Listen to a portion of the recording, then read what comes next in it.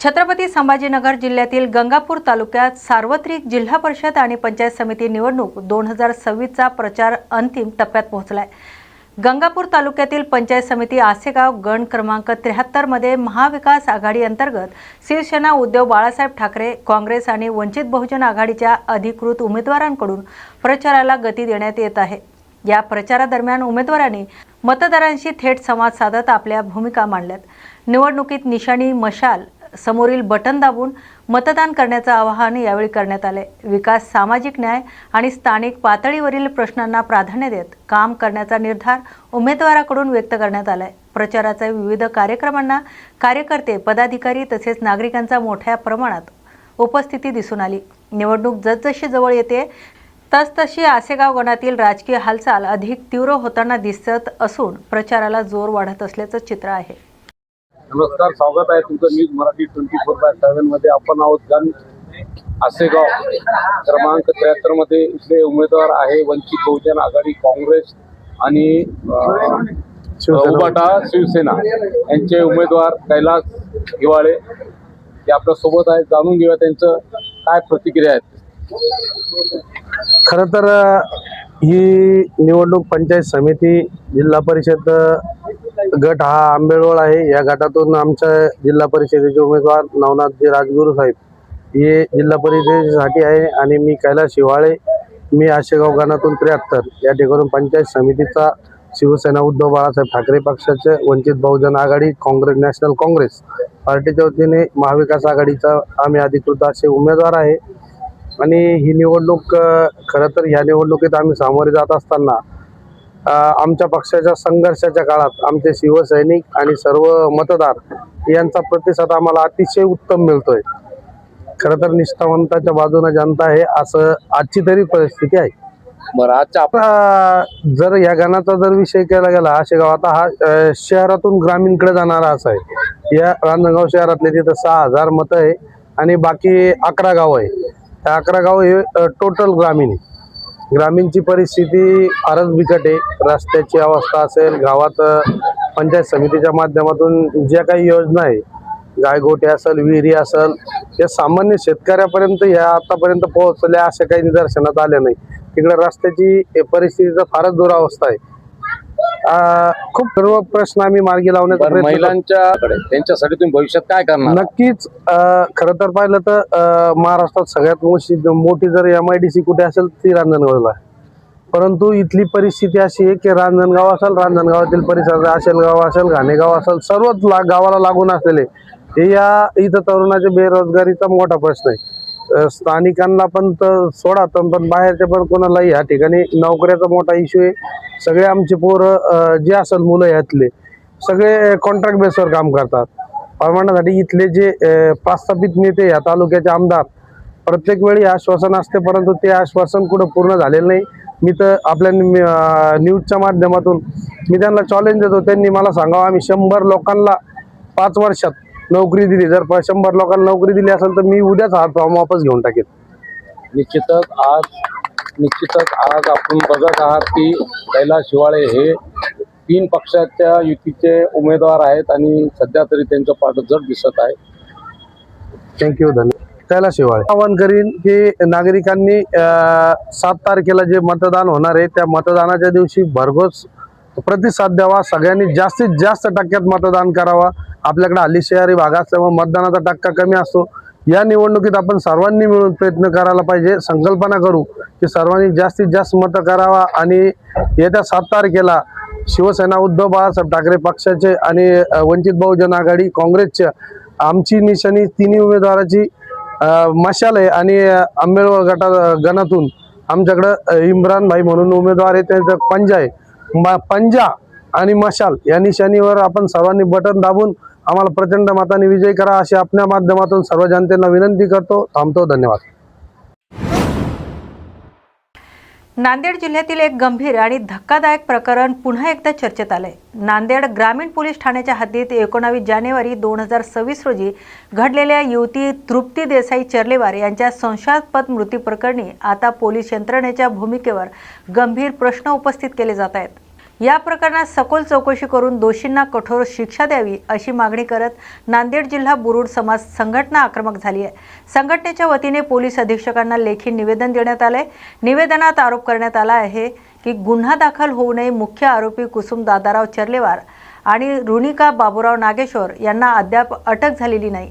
इतकंच नव्हे तर गल्लीतील नागरिक, पीडित कुटुंबीय आणि नातेवाईकांच्या समक्ष पोलिसांनी आरोपींना ताब्यात न घेता सोडून दिल्याचा गंभीर आरोपही करण्यात आलाय।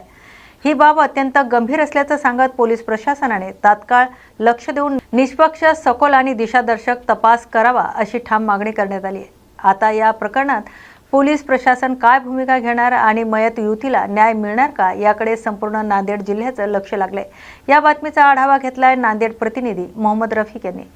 आमची मुलगी तृप्ती हिचा विवाह हेमंत चर्लेवार यांच्याशी 5 वर्षाखाली झाला होता, तरी त्यांनी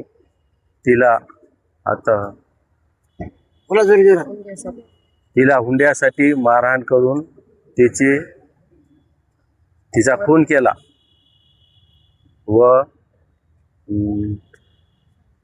PM रिपोर्ट केला असता तेव्हा PI साहेबांनी त्यांना त्याच्या मुलीच्या सासूला आणि तिच्या चुलत सासू मावस सासूला दोघाला पोलीस व्हॅनमध्ये घेऊन गेले। त्यांच्यावर FR पाळल्याने केस दाखल झाली त्यांच्यावर, तरी त्यांनी सोडून दिले। त्यांना अटक करून सोडून दिले। अटक न करता सोडून दिले त्यांना। आमची मागणी एवढीच आहे की त्या लोकांना होईल तेवढी कडक सजा दाखल झालेला नाही। खून केलेला FR आणखीनही दाखल झालेला नाही, तरी तो दाखल करण्यात यावा। आरोपीचे नाव रेणुका आणि कुसुमबाई हे 2 आरोपी होते। हेमंत दादाराव चर्लेवार, श्रावण, रेणुका, चंचल, आणखीन कुसुमबाई आणि उमाकांत आणि रोहित। सर, आज नेमकं काय प्रकरण आहे? निवेदन कशाचं दिलं, काय मागणी आहे? मग तुम्ही नाव सांगू? माझं नाव सांगतो। माझं नाव राम कोंडीबा देवके। माझी मुलगी तृप्तीचं लग्न 5 वर्षाखाली हेमंत चर्लेवार सोबत झालं होतं, तरी तिचा निर्गुणपणे खून करण्यात आला। त्या आरोपीला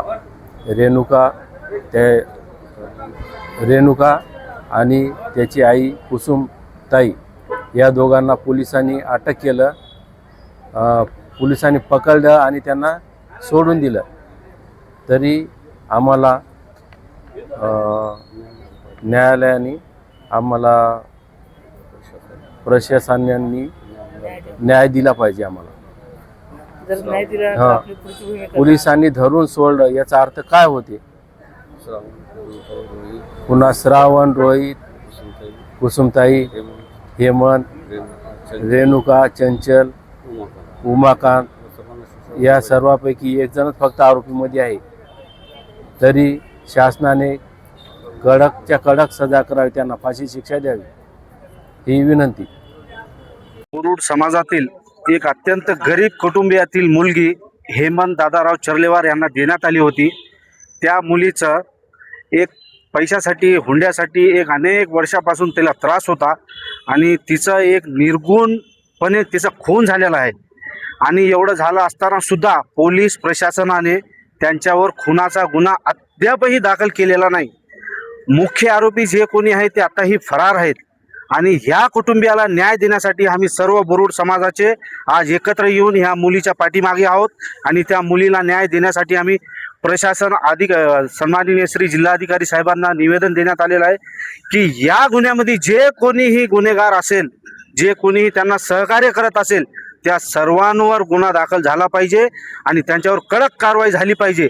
लाडकी बहिणीला एक आधार म्हणून शासनाने 1500 रुपये देऊन त्यांचा हात बळकट केलाय, पण तीच लाडकी बहीण आज जगात जिवंत राहण्यासाठी त्रस्त आहे। त्या लाडक्या बहिणींना पैशाची नाही तर एक जगन जिंकण्याची आणि त्यांना एक सक्षम करण्याची त्यांच्या पाठीमागं खंबीरपणे उभा टाकण्याची शासनाची गरज आहे. असा एक चांगला मुद्दा शासनाने एक असा चांगला गुन्हा एक अंमलात आणावा आणि जे कोणी असे महिलांना त्रास देतात, बळी घेतात, तरी त्यांना असं 2 दिवसामध्ये सुटकारा होती. याचा अर्थ काय? एकही मुलगी जिवंत राहणार नाही राज्यात. अनेक समाजामध्ये असे प्रश्न घडत आहेत, राज्यामध्ये घडत आहेत. हे कुठंतरी थांबलं पाहिजे. अशा मुलींना न्याय मिळाला पाहिजे आणि हे न्याय जर शासनाने नाही दिला तर आम्ही सर्व बुरुड समाज एकत्र होऊन या शासनावर आणि प्रशासनावर आम्ही मोर्चा काढल्याशिवाय राहणार नाही आणि त्या मुलीला न्याय मिळवल्याशिवाय आम्ही समाज कोणताही गप बसणार नाही. आणि मी आपल्या माध्यमातून SP साहेबांना आणि कलेक्टर साहेबांना विनंती करतो की साहेब, ह्या गरीब कुटुंबीय मुलीला आपण न्याय मिळवून द्यावा, एवढीच आमच्या संपूर्ण बुरुड समाजाच्या वतीने विनंती. नमस्कार. वाशिम जिल्ह्यातील श्री क्षेत्र काळमाथा येथे अवलिया महाराजांच्या यात्रेत शेंडींनी बैलगाडी ओढण्याचा नवस मोठ्या भक्तिभावात आणि उत्साहात पार पडलाय. वाशिम जिल्ह्यातील मालेगाव तालुक्यात असलेल्या श्री क्षेत्र अवलिया महाराज काळमाथा येथे 1 फेब्रुवारी रोजी पारंपरिक यात्रेचं आयोजन मोठ्या उत्साहात करण्यात आलंय. या यात्रेचं विशेष आकर्षण ठरलंय शेंडींनी बैलगाडी ओढण्याचा नवस. नवसपूर्तीचं प्रमुख केंद्र मानल्या जाणाऱ्या काळमाथा येथे भाविकांनी वर्षभरापूर्वी केलेला नवस फेडताना पारंपरिक सजावट, रांगोळ्या, झेंडे आणि घोषणांनी परिसर भक्तिमय केलाय. पहाटेपासूनच भाविकांची मोठी गर्दी उसळली होती. दिंडी, ढोल ताशे, हरिनाम सप्ताह आणि सजवलेल्या बैलगाडीमुळे यात्रेला वेगळी शोभा प्राप्त झाली. यात्रेदरम्यान ग्रामपंचायत, पोलीस विभाग आणि स्वयंसेवकांच्या सहकार्याने पाणी, वाहतूक सुरक्षा आणि वैद्यकीय सुविधांचा योग्य व्यवस्था करण्यात आली. संपूर्ण यात्रा शांत, शिस्तबद्ध आणि मंगलमय वातावरणात पार पडली. या बातमीचा आढावा घेतलाय वाशिम जिल्हा प्रतिनिधी विश्वास कुटे यांनी. वाशिम जिल्ह्यातील मंगरुळपीर रोडवरील विद्युत केंद्राजवळ असलेल्या वीट भट्टी परिसरात आज एक दुर्दैवी घटना घडली. वीट भट्टीवर काम करणाऱ्या मजुराची 3 वर्षीय मुलगी कुमारी सुंदरी धनसिंग ससुदिया खेळताना शेजारच्या विहिरीत पडल्याची घटना 1 फेब्रुवारी रोजी सकाळी 11च्या सुमारास घडली. घटनेची माहिती मिळताच स्थानिक नागरिकांनी तात्काळ मंगरुळपीर पोलीस ठाण्याला कळवले. यानंतर पोलीस ठाण्याचे अधिकारी किशोर शेळके यांनी मानव सेवा आपत्ती व्यवस्थापन फाउंडेशन संचालित संत गाडगेबाबा आपत्कालीन शोध आणि बचाव पथक यांना पाचारण केले. पथक प्रमुख दीपक सदापळे आणि त्यांच्या सहकार्यांनी तातडीने बचाव मोहीम सुरू करत अवघ्या 1 तासात विहिरीतून मुलीचा मृतदेह बाहेर काढलाय. मृतदेह पुढील तपासणीसाठी पोलिसांच्या ताब्यात देण्यात आलाय. या घटनेदरम्यान पोलीस वीट भट्टीवरील कामगार आणि नातेवाईक घटनास्थळी उपस्थित होते. स्थानिक नागरिकांनी बचाव पथकाच्या तत्परतेचं आणि साहसी कार्याचं कौतुक केलंय. या बातमीचा आढावा घेतलाय वाशिम जिल्हा प्रतिनिधी विश्वास कुटे यांनी. कर्नाटकातील मायक्का देवी चिंचोली यात्रेला सुरुवात झाली असून सांगली जिल्ह्यातून मोठ्या संख्येने भाविक यात्रेसाठी रवाने होत आहेत. बैलजोड्या आणि बैलगाड्या आकर्षक पद्धतीने सजवून भाविक एकत्रितपणे चिंचोलीकडे निघताना दिसत आहे. 5 फेब्रुवारी हा मायक्का चिंचोली यात्रेचा मुख्य दिवस असून या यात्रेसाठी पश्चिम महाराष्ट्रातील सांगली, सातारा, कोल्हापूर आणि सोलापूर जिल्ह्यातून दरवर्षी मोठ्या प्रमाणात भाविक सहभागी होतात. धनगर समाजासह बहुजनांचं श्रद्धास्थान असलेल्या मायक्का देवीची ही यात्रा महाराष्ट्र आणि कर्नाटकच्या सीमावर्ती भागात मोठ्या उत्साहात साजरी केली जाते. सांगलीसह इतर जिल्ह्यातील लाखो भाविक बैलगाड्या आणि इतर वाहनांद्वारे सहकुटुंब यात्रेसाठी मार्गस्थ झाले आहेत. दरम्यान यात्रेच्या पार्श्वभूमीवर मार्गावर भाविकांची वर्दळ वाढली असून प्रशासनाकडून आवश्यक त्या सुविधा आणि खबरदारी घेतली जाते. चिंचणी मायकाला चाललोय. आता पोहोचणार कधी? उद्या संध्याकाळी यात्रेचा मुख्य दिवस 5 तारखेला, गुरुवारी 5 तारखेला मुख्य दिवस. आता मतदान पण आहे लगेच 2 दिवसात. हा, मग पुन्हा येणार की मतदान बी करायला. काय परंपरा आहे बैलगाडी सजवून हाय, पहिल्यापासून आमच्या वडिलापासून हे चालूच आहे. आम्ही धनगर समाजाचा आहे, जातो या. सोलापूर जिल्ह्यातील अक्कलकोट तालुक्यात जिल्हा परिषद आणि पंचायत समिती निवडणुकीच्या पार्श्वभूमीवर विकासाच्या मुद्द्यावरून शिवसेना, शिंदे गट आणि भाजप आमनेसामने आलेत. तालुक्यातील विकास कामावरून आजी माजी आमदारांकडून श्रेयवादीची लढाई सुरू झाल्याचं चित्र पाहायला मिळतंय. माजी मंत्री सिद्धराम मेहत्रे यांनी मुख्यमंत्री एकनाथ शिंदे यांच्या काळात मोठ्या प्रमाणात निधी मिळाल्याचा दावा करत भाजप आमदार सचिन कल्याणशेट्टी यांच्यावर निशाणा साधलाय. एकनाथ शिंदे मुख्यमंत्री असताना तालुक्यात हजारो कोटीचे कामे झाले असून मागील 1.25 वर्षात मात्र निधी मिळालेला नसल्याचा आरोप त्यांनी केलाय. यानंतर प्रत्युत्तर देताना भाजप आमदार सचिन कल्याणशेट्टी यांनी मुख्यमंत्री देवेंद्र फडणवीस यांच्या नेतृत्वाखाली तालुक्यातील विकास कामे मंजूर करून घेतल्याचा दावा केलाय. शिवसेना नेत्याकडूनही केवळ श्रेय घेण्याचा प्रयत्न सुरू असल्याच्या टीकाही त्यांनी यावेळी केल्या.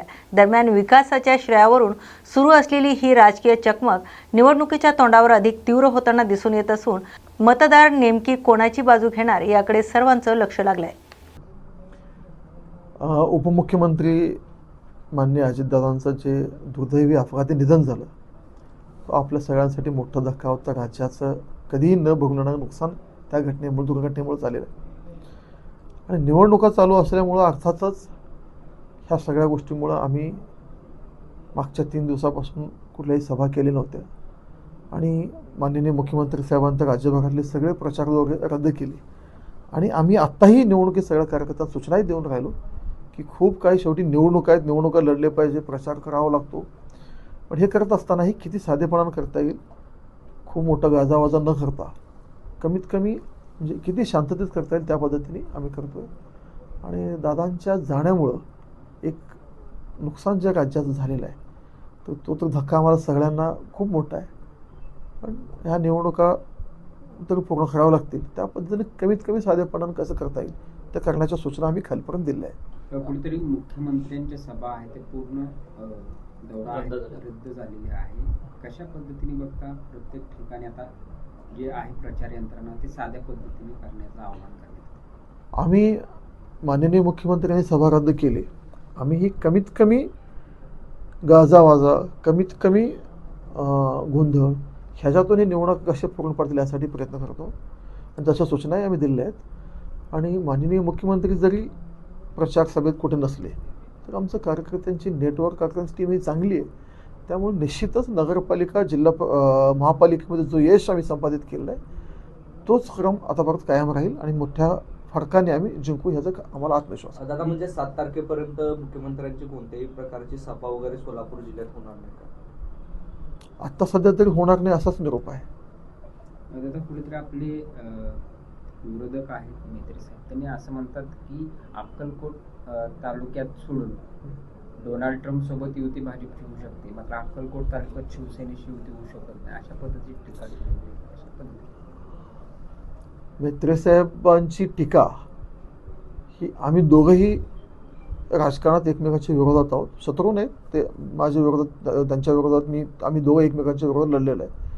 आणि अर्थातच दोघांच्या कार्यकर्त्यांचं नेटवर्क वेगळं आहे. दोघांच्या ते मूळचे काँग्रेसचे आणि आता नव्याने शिवसेनेत आल्यामुळं काँग्रेसचेच लोक शिवसेनेमध्ये असल्यामुळे ते पारंपरिक आमच्या विरोधात आहेत. त्यामुळं वरच्या लेवलला जर युती असली तर ग्राउंडवर आमची युती होणं शक्य नाही, कारण गाव स्तरावर दोन्ही कार्यकर्ते एकत्र येऊन काम करू शकत नाहीत. त्यामुळे आम्ही तो निर्णय घेतलेला आहे. अक्कलकोटच्या पोलिसांच्या संदर्भात मेहत्रे साहेबांनी एक मिश्किल टीका केली आहे. ते असं म्हणतायत की महाराष्ट्राचं गृह खातं एवढं विशेष ॲक्टिव्ह आहे, त्यातल्या त्यात सोलापूरचं गृह खातं एवढं ॲक्टिव्ह आहे की त्यांना जे आहे ते नासा अमेरिका जे काही चंद्रावर करते त्याचा संशोधनाचा तपास करायला त्यांना चंद्रावर पाठवलं पाहिजे. एकंदरीत की त्यांच्या सोबतच्यांवरती जे छापे वगैरे पडले त्या संदर्भात त्यांनी टीका केली. आता मेहत्रे साहेबांच्या आजूबाजूला कोण कोण बसतात उठतात, पोलिसांनी छापे करण्यासारखे लोक त्यांच्या आजूबाजूला बसतात का उठतात मला माहिती नाही. आणि पोलिसांनी एखाद्या चुकीच्या लोकांवर कारवाई करत असतील तर मेहत्रे साहेबांना काय वाईट वाटायचं किंवा झोंबाचं काय कारण नाही त्याच्या. राजकीय दबावातून ह्या कारवाया होतात असं म्हणणं आहे. तर राजकीय दबावावर एका शिक्षकावर होत नाही, एखाद्या व्यावसायिकावर होत नाही. जे चुकीचे लोक असतील, एक तर राजकीय दबावानं अशा गोष्टी होतच नाही. चुकीच्या गोष्टी कोणी करत असतील आणि त्याच्यावर पोलिसांवर कारवाई होत असेल तर त्याचं समर्थन होऊ शकत नाही ना. असा कोणी व्यक्ती आहे का समाजातला सज्जन व्यक्ती आहे, चांगला व्यक्ती आहे, त्याच्यावर पोलिसांनी कारवाई केली? बिलकुल नाही. पोलीस चुकीच्या गोष्टी, चुकीचं काम करणाऱ्यांना कारवाई करत असतील. आता ते चुकीचं काम करणारे लोक जर तुमच्यासोबत बसत उडत असेल तर तुम्ही त्याचा विचार करा. बारामती येथे उपमुख्यमंत्री सुनेत्रा अजितदादा पवार यांनी आज फलटण तालुक्यातील तरडगाव गावाला भेट दिली। यावेळी राज्याचे दिवंगत लोकप्रिय उपमुख्यमंत्री स्वर्गीय अजितदादा पवार यांच्यासोबत झालेल्या विमान अपघातात मृत्युमुखी पडलेले अंगरक्षक विदीप जाधव यांच्या प्रतिमेस त्यांनी श्रद्धांजली अर्पण केली। त्यानंतर उपमुख्यमंत्री सुनेत्रा पवार यांनी दिवंगत विदीप जाधव यांच्या कुटुंबियाची सांत्वनपर भेट घेतली। कुटुंबियाच्या दुःखात सहभागी होत त्यांना धीर दिला आणि शासन त्यांच्या पाठीशी असल्याच्या भावना व्यक्त केल्या। यात भेटीदरम्यान परिसरात भावनिक वातावरण निर्माण झालं होतं।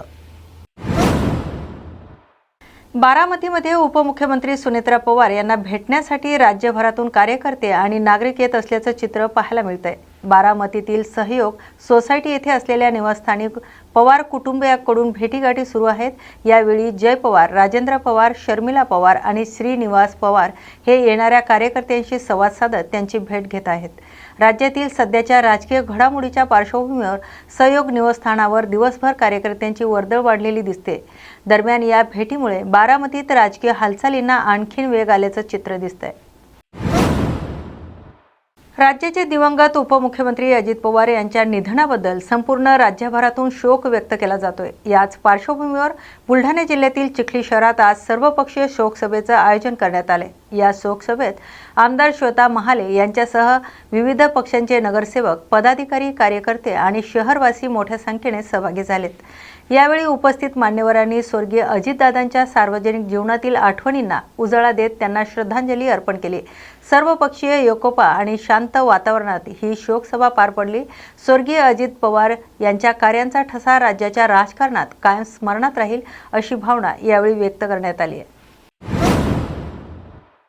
चंद्रपूरमध्ये जातनिहाय जनगणनेच्या मुद्द्यावरून ओबीसी समाजाकडून आक्षेप नोंदवण्यात आलाय। आज 2 फेब्रुवारी 2026 रोजी राष्ट्रीय ओबीसी महासंघाचे महासचिव सचिन राजूरकर यांच्या नेतृत्वाखाली जिल्हा अधिकारी कार्यालयात अपर जिल्हा अधिकारी नितीन व्यवहारे यांना निवेदन देण्यात आले। केंद्र सरकारने अनुसूचित जाती, अनुसूचित जमातीसह ओबीसी समाजाची जातनिहाय जनगणना करण्याची घोषणा केली असून त्यासाठी 22 जानेवारी रोजी राजपत्र प्रसिद्ध करून 33 प्रश्नाची सूची जाहीर करण्यात आली आहे। या सूचीत अनुसूचित जाती आणि अनुसूचित जमातीचा स्पष्ट उल्लेख असताना ओबीसी समाजासाठी मात्र इतर असा शब्द वापरण्यात आल्यानं संभ्रम निर्माण झाल्याचा आरोप करण्यात आलाय। ओबीसी समाजाचा स्वतंत्र उल्लेख टाळण्यात आल्याचं सांगत राष्ट्रीय ओबीसी महासंघाने या राजपत्रात तात्काळ दुरुस्ती करून ओबीसीसाठी स्वतंत्र कॉलम असलेले नवीन राजपत्र जाहीर करण्याची मागणी केली आहे। ही मागणी मान्य न झाल्यास येत्या मार्च महिन्यात दिल्लीतील जंतर मंतर येथे आंदोलन करण्यात येईल असा इशाराही महासंघाकडून देण्यात आलाय। नाही, सरकारने 22 जानेवारीला एक अधिसूचना काढली, राजपत्र काढलं भारत सरकारने।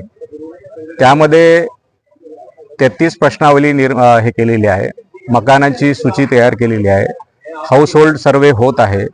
त्यामध्ये 12व्या क्रमांकावर अनुसूचित जाती, जमाती आणि अन्य असा उल्लेख केलेला आहे।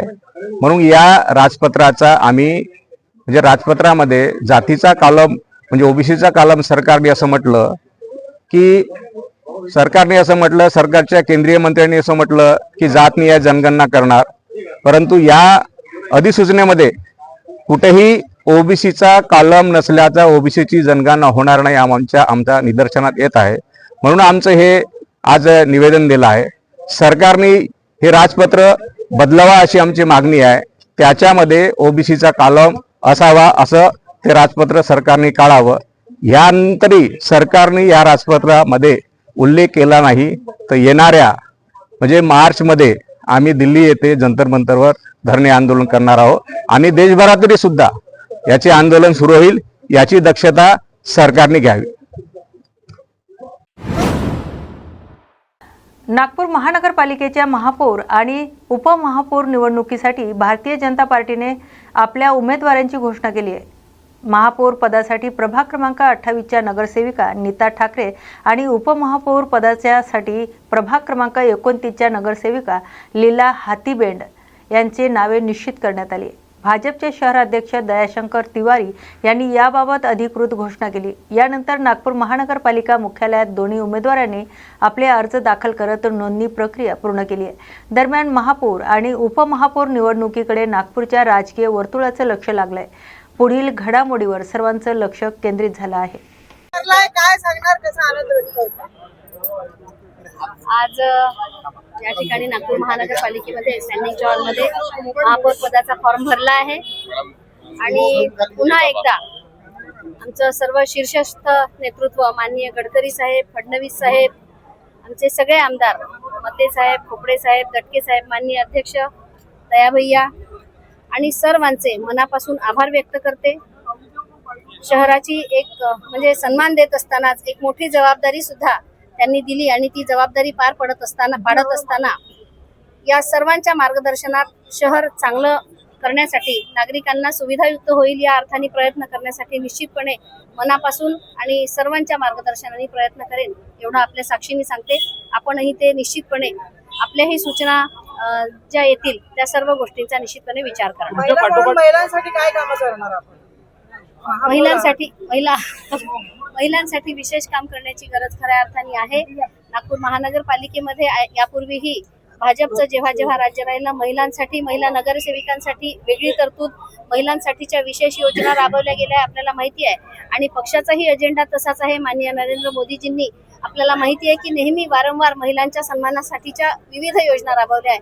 या सर्व योजनांचा समावेश नागपूर महानगरपालिकेच्या माध्यमातून आपल्या सर्वांच्या पर्यंत, जनतेपर्यंत जाईल असा प्रयत्न राहणार. इतिहास में पहली बार है कि महानगर पालिका की पूरी सत्ता जो है वो महिलाओं पर केंद्रित रहेगी. तीनों प्रमुख पदों पर महिलाएं केंद्रित रहेंगी.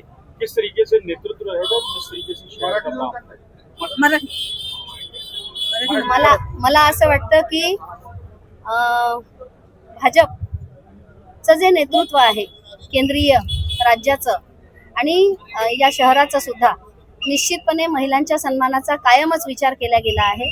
आज ते प्रत्यक्ष रूपाने जरी या ठिकाणी दिसत असलं तरी खऱ्या अर्थाने कायमच महिलांच्या सन्मानाचा, महिलांसाठीच्या स्वावलंबनाचा विचार निश्चितपणे केला गेला आहे आणि त्याच्यामुळे या ठिकाणी जे आपल्याला दिसतं की महिलांच्या हाती महानगरपालिका तशा अर्थाने सोपवली. आम्ही काम निश्चित करणार आहोत, पण खऱ्या अर्थाने अगदी प्रत्यक्ष अप्रत्यक्ष सर्व रीतीने आमचे सगळे पुरुष बंधू जे आहे, सगळे भावंड, सगळे भाऊ निश्चितपणे आमच्या सोबत राहणार आहे. आपण म्हटलं की महिलांच्या हाती दिलाय, हे निश्चित अर्थाने मला खात्री आहे की तुम्हालाही या गोष्टीचा आनंद आणि विश्वास आहे की चांगल्या प्रकारे हे काम शहराचं पुढे नेण्यासाठी लाडक्या बहिणींचा विचार केला असं वाटतंय तुम्हाला? निश्चित केला आहे. पक्षांनी लाडक्या बहिणींचा विचार यापूर्वीच केला हे तुम्हाला माहिती आहे.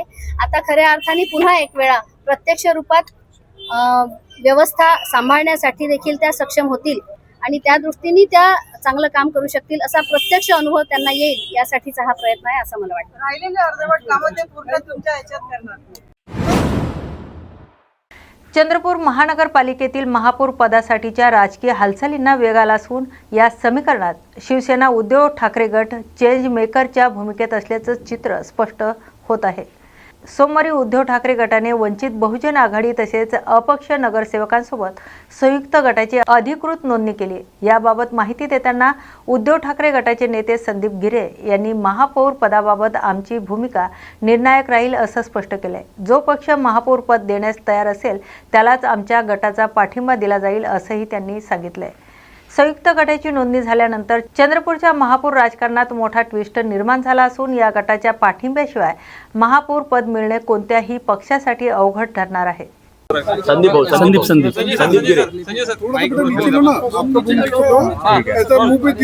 भाऊ, अजूनही आपली भूमिका पाहिजे तशी स्पष्ट झालेली नाही आहे. काय नेमका गोंधळ सुरू आहे आणि काय भूमिका थेट असणार आहे? सध्या चंद्रपूर महानगरपालिकेचे आमचाच फक्त गट स्थापन झालेला आहे, भाजपचा पण गट स्थापन झालेला नाही आहे, काँग्रेसचा पण गट स्थापन झालेला नाही. त्याच्यामुळे चित्र स्पष्ट कसं होणार, येत्या 1-2 दिवसामध्ये जो महापौरचा फॉर्म हा 5 तारखेला भरायचा आहे. त्याच्यामुळे येत्या 1-2 दिवसामध्ये सगळ्या गोष्टी, जसा गट स्थापन होईल सगळ्या पक्षाचा, त्याच्यानंतर सगळ्या समोर गोष्टी सुरू होईल. तुमची आता दोन्ही पक्षासोबत चर्चा सुरू आहे का? कुठल्या नेत्यांसोबत सुरू आहे? भाजपमध्ये कोणासोबत आहे आणि काँग्रेसमध्ये कुठल्या नेत्यांसोबत चर्चा सुरू आहे? काँग्रेसमध्ये माझी चर्चा सध्या विजूभाऊ वडेट्टीवार यांची चर्चा सुरू आहे आणि राजकारणामध्ये संवाद सुरू असला पाहिजे. त्याच कारणाने आम्ही भाजपचे जे नेते आहे किशोरभाऊ जोरगेवार आणि बंटीभाई बांगडे यांच्याशी आमचा संवाद सुरू आहे.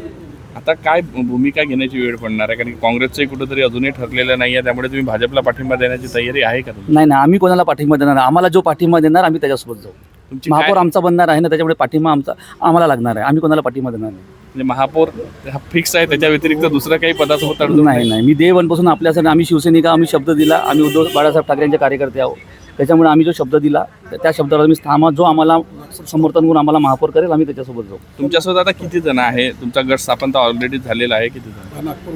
आम्ही शिवसेना व वंचित बहुजन आघाडी असे म्हणून 8चा गट स्थापन केलेला आहे. शिवसेनेचे 6, वंचितचे 2 आणि 2 अपक्षचे ज्येष्ठ नगरसेवक आहे नंदूभाऊ नागरकर आणि प्रशांतभाऊ दानव. हे दोघंही यांना पण हे पण आमच्या सोबत आहे. यांची पण इच्छा आहे का उद्धव बाळासाहेब ठाकरेंचा महापौर बनला पाहिजे. जर तुम्हाला भाजपनं समर्थन दिलं तर तुम्ही भाजपसोबत जाल का? आणि या सगळ्या संदर्भात तुमचं उद्धव ठाकरेंशी बोलणं झालेलं आहे का? कारण मधात वडेट्टीवारांनी उद्धव ठाकरेंची भेट घेऊन काँग्रेसला समर्थन देण्याची मागणी केली. हो, बरोबर आहे हे. पण आज ज्या परिस्थितीमध्ये आपण बघितलं तर विजूभाऊ वडेट्टीवार माननीय उद्धव साहेबांकडे गेले होते, भेट घेतली होती. पण सध्या काँग्रेसचंच गट आता राजकारण संपत नाही आहे.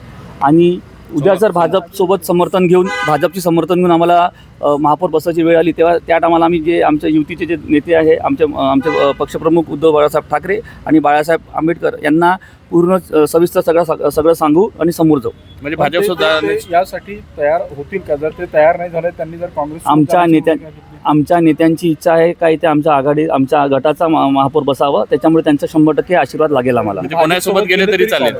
आम्हाला आमचा महापौर बनावं, आमच्या गटाचा महापौर बनावं आणि त्याला समर्थन जो देईल त्यांचा आशीर्वाद लागेल असं आम्ही आमच्या नेत्यांकडून आशीर्वाद घेऊ. अशी आम्हाला विश्वास आहे का ते आम्हाला 100% आशीर्वाद देणार. आशीर्वाद देतील की तुम्ही घेऊन आलेले आहात? म्हणजे काय आता येत्या 1-2 दिवसात आपल्याला कळणारच. पण त्यांची इच्छा आहे का आपला महापौर बसावं.